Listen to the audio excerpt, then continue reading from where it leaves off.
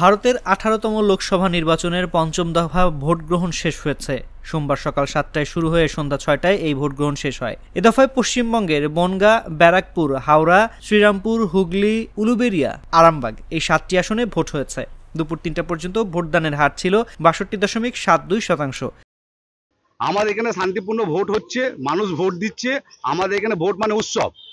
হোক বাইরে থেকে, ভাটপাড়া থেকে গুন্ডা এনে এইখানে চমকাচ্ছে ভোটারদের চমকে বলছে ভোট বিজেপিতে করাতে হবে। আমরা প্রতিবাদ করতে গেলে আমাদের ছেলেদের ধমকি দিচ্ছে, মারছে, গালাগালি দিচ্ছে, দিয়ে আর এইসব করছে। এই নিয়ে ও 4বার এলো। প্রথমবার এলো ওরকম নোংরামি করে গেল, আমি মানা করে তাও খুব করলাম। কিন্তু এরা যেইভাবে এই বিজেপি নোংরামি করছে, এদের পায়ের তলা থেকে মাটি সরে গেছে।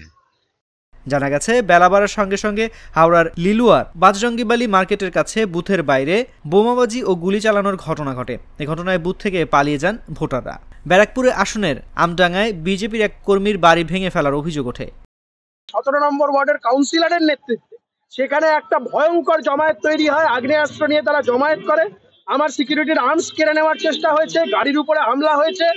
আর কিছুক্ষণ ওখানে থাকলে প্রাণঘাতী হামলা হতে পারতো। আমি ইতিমধ্যে আমাদের এমপিকে জানিয়েছি, এমপি আসছেন, এমপি ইতিমধ্যেই রওনা হয়েছেন, আসছেন। আমরা আবার ওখানে যাব।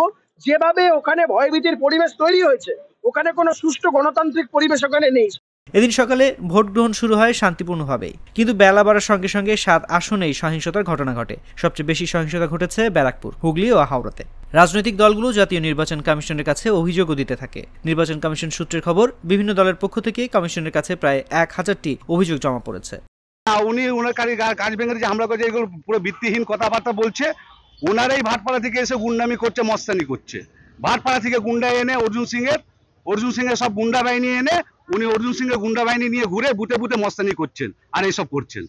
আশ্চর্যের বিষয় হলো, এবার লোকসভা নির্বাচনের ভোটটি দিতে পারলেন না পশ্চিমবঙ্গের মুখ্যমন্ত্রী মমতা ব্যানার্জির ভাই স্বপন বন্দ্যোপাধ্যায়। জানা গেছে, হাওড়া লোকসভা আসনের ভোটার তিনি, কিন্তু আশ্চর্যজনকভাবে ভোটার তালিকা থেকে বাদ হয়ে গেছে তার নাম। স্বপনের নামের উপরে লেখা ডিলিটেড, তাই ভোটার দেওয়া হয়নি তার।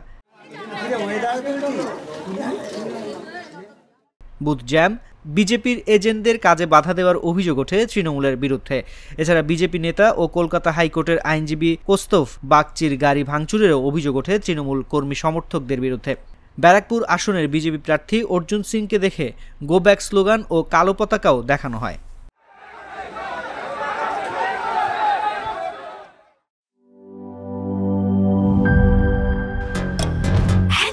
Someone new.